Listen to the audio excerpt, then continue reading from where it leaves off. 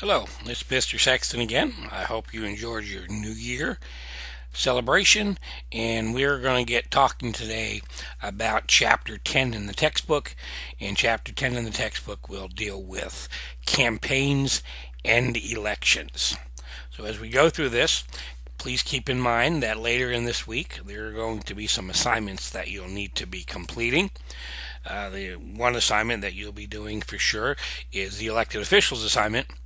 And then as we go through the week, there'll probably be a video or two that you'll need to watch in addition to the daily video. So please keep that in mind as you're completing the work for the rest of this week. Now, Chapter 10, as I stated, will deal with campaigns and elections in the United States. There's several things that you need to really keep in mind while you're viewing and reading this chapter. And the first thing I want you to keep in mind is that while we tend to put a lot of focus in this country on national elections, like the election for president and the elections that elect people to be members of Congress, U.S. senators, U.S. House of Representative members, all elections in this country are controlled primarily by the states. Going back again to the 10th Amendment to the U.S. Constitution, the Constitution says nothing about elections, so elections are controlled by the states. Each state decides exactly how the elections are going to run within their state. Okay, so as we look at elections in general in this country, you need to be familiar with two basic types of elections, and those are primary elections. Primary elections are the elections by which political parties pick the person who's going to run for a particular office from their party. When Hillary ran against Donald Trump in 2016 for president, the Republicans held a primary to pick Donald Trump as their candidate. The Democrats picked Hillary through a primary to represent their party in the presidential election. So make sure you understand what primary elections are. If you win a primary election, you don't get anything other than the right to represent your party in the election that determines who is going to win the office that you're trying to get. For example, Hillary won the Democratic primary, Trump won the Republican primary. They had a general election, and the winner of the general election actually became president. That's the second type of election you need to be familiar with, is the general elections. Now again, make sure you understand that each individual state gets to determine the rules by which primaries are conducted within their states. Make sure you're familiar with things like open primaries and closed primaries. Make sure you're familiar with the majority electoral systems, plurality electoral systems when it comes to primaries and the general elections in the states. Make sure you understand the states pick those things. Then one other thing you need to be familiar with that is kind of outside of the study of American government is I want you to make sure you understand the difference between our winner take all system that our elections are in this country and compare it to proportional electoral systems that are used in other countries. And make sure you understand that proportional electoral systems encourage the creation of many parties, whereas in our system, the winner take all system tends to restrict us to two major parties. Also, as you're going through the chapter, make sure you pick out some of the highlights on how we vote. When I'm talking about how we vote, talking about the types of ballots that are used.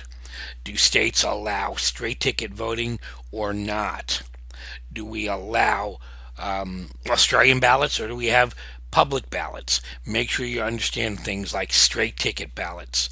Make sure you understand the concept of Australian ballots. Okay? When we talk about how we vote, also you need to understand the mindset that we as Americans use when we're casting our vote. In particular, in this chapter, they talk about retrospective voting versus prospective voting. Make sure you understand that. Now, Specifically, there are going to be three types of elections that this chapter talks about. Legislative elections, and those elections do things like elect members of the national legislature or Congress. Legislative elections also are used to elect members of state legislatures, your state senators and your state representatives. When we talk about legislative elections, make sure you understand the idea of redistricting and gerrymandering.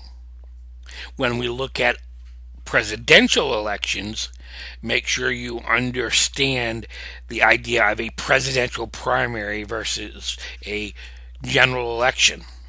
Make sure you understand the basic way that the Electoral College works. Make sure you understand how states are represented in the Electoral College. Make sure you understand how it's determined how many votes your state will get in the Electoral College. And then the third general type of election that you need to be familiar with when reading the chapter are what we call direct democracy elections. There are three basic types of direct democracy elections that we find in the country. There are elections for initiatives, there are referendums, and then there are recalls. Make sure you understand the difference between an initiative, a referendum, and a recall. And also understand that all three of these forms of direct democracy are not found at the national level. Only states allow these forms of direct democracy. And be familiar with which of these different types of direct democracy are used in different states. Then the next part of the chapter that I want you to pick up on is the section that talks about campaigns. And in general, what the textbook's going to talk about is how are campaigns organized? How are they conducted? And there's some key concepts that you have to pull out of there when we're talking about campaigns. Make sure you understand the concept of incumbency. What is an incumbent? What advantages do incumbents have? Talk about campaigns. We also talk about fundraising. Where does the money that campaigns need to operate come from? Make sure you're familiar with political action committees, super PACs, 527 organizations. Make sure you understand how much money these organizations can and do give to candidates for different political offices. Continuing on with campaigns, make sure you understand how polling is integrated into campaigning. Make sure you understand how the media is used when conducting a presidential campaign or a congressional campaign. And then make sure you understand that, particularly for presidential elections, there is a law that was written that provides public funds to individuals running for president and understanding limitations on that. Then the very last thing that the chapter talks about is it focuses in on what happened during the 2016 presidential elections. As we know, it was Hillary Clinton versus Donald Trump.